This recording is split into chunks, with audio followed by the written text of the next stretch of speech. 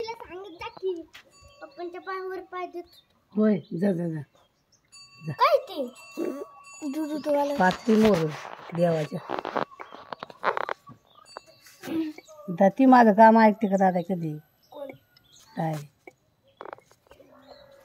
ओय शिरा येऊन शिराचं असं असं बघ कधी केलं मखन करायचंय का त्याचं सांग की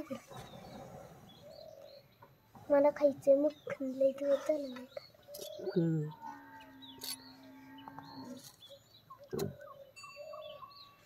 खाल्लं टाय टायपूस मला मखन चांगलं लागतं गप इकडे दूर येतोय ना काय झालंय काय तुला पप्पांना सांगते येऊ देत घरात